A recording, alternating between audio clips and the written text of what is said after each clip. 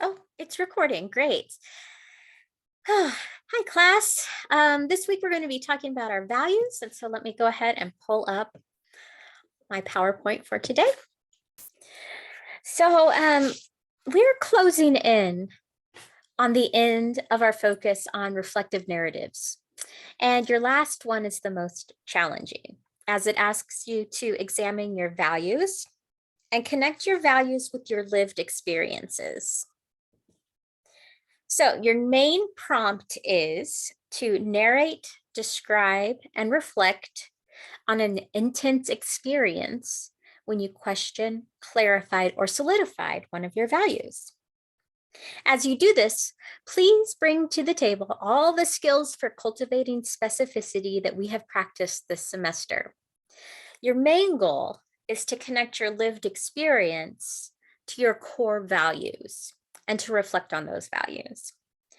As usual, you will need to aim for about 2 pages, double-spaced and 12-point font, and that you will title effectively and convert to a PDF before Sunday at midnight. Let's take a little more of a look at what I mean when I say the word values. A lot of times people think of values like in politics, which is code for voters who really care about a candidate's position on abortion, for instance. However, as with many other terms we've worked with this semester, I prefer a slightly broader approach to the term values. So here's how Brene Brown defines values. A value is a way of being or believing that we hold most important. Living into our values means that we do more than profess our values, we practice them. We walk our talk. We are clear about what we believe and hold important, and we take care that our intentions, words, thoughts, and behaviors align with those beliefs. What I love about Brown's definition is her assertion that a value isn't just a passive belief or moral, but it is an active way of living. Values imply certain sets of behaviors and experiences.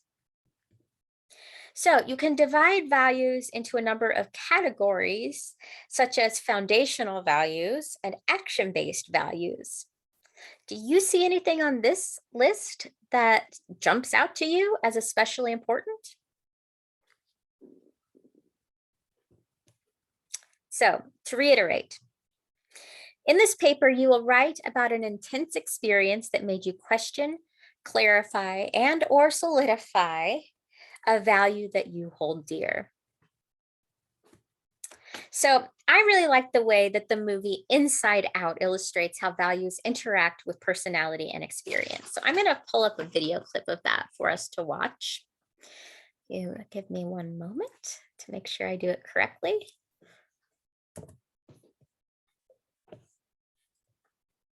Slowpoke teacher, you guys are so patient. I shared my screen. Make sure I share the sound and optimize for video clip.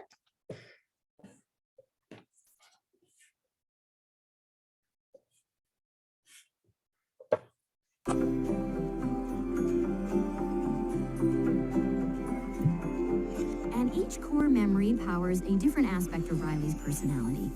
Like Hockey Island. Goofball Island is my personal favorite. Come back here, you little monkey.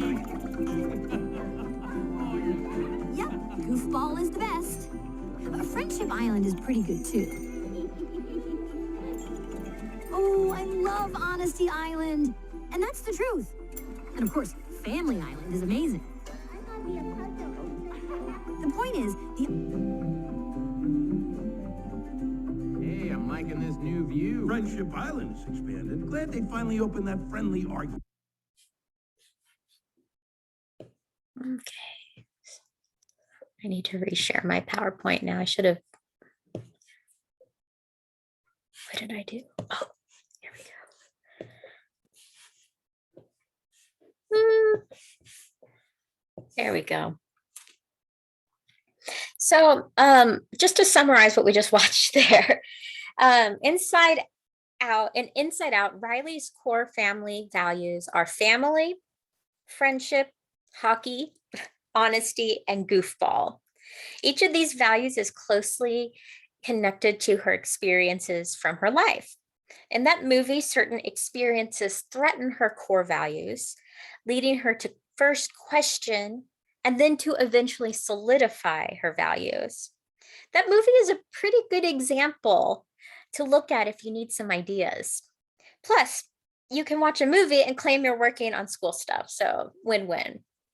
Incidentally, the essay we're reading for this week by George Orwell, titled Shooting an Elephant, is also a good example to look at.